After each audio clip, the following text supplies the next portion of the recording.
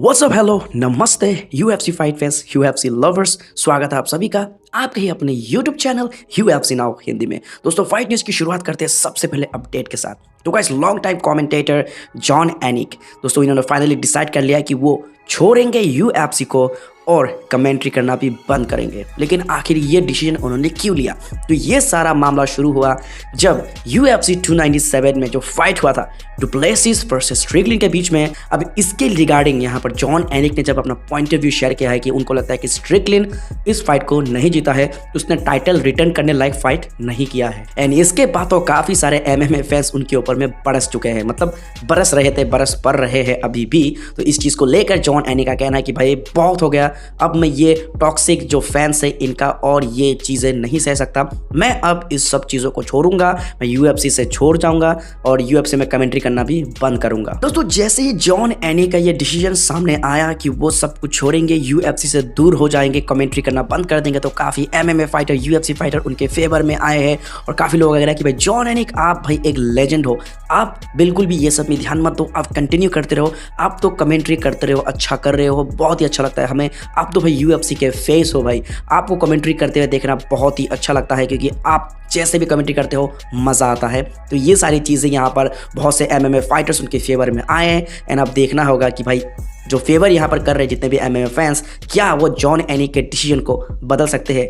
क्या वो UFC में कंटिन्यू करेंगे कमेंट्री करना? भाई मैं तो चाहता हूँ कि कमेंट्री करते रहो, बेकार की बातों में ध्यान मत दो।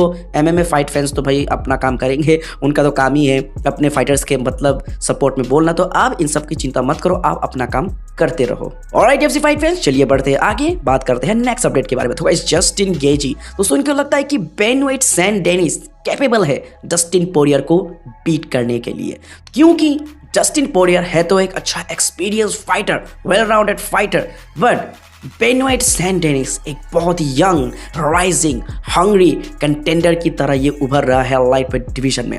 जस्टिन पोरियर मखमल के बिस्तर में सोता हुआ आ रहा है, मखमल के बिस्तर में सो रहा है, उस पर लिपट रहा है, अच्छे खासा जिंदगी जी रहा है। बट बेनवेट सैन डेनिस, उसे अभी तक ये सारी चीज़ें नहीं मिला है।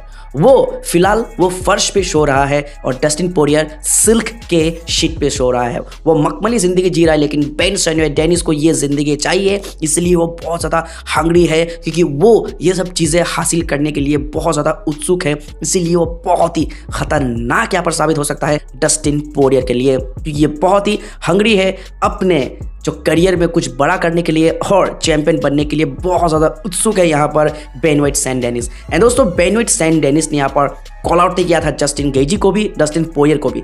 जस्टिन गेजी को कॉल आउट किया था बेनवेट सैन डेनिस ने कि भाई वो एक ट्रू कंटेंडर है BMF टाइटल के लिए, क्योंकि वो मानते हैं अपने आप को बैडेस्ट मदर फकर। बट यहाँ पर जस्टिन गेजी का मानना है कि बेनवेट सैन डेनिस के लिए एक बहुत ही अच्छा टेस्ट होगा डस्टिन पोरियर के रूप में।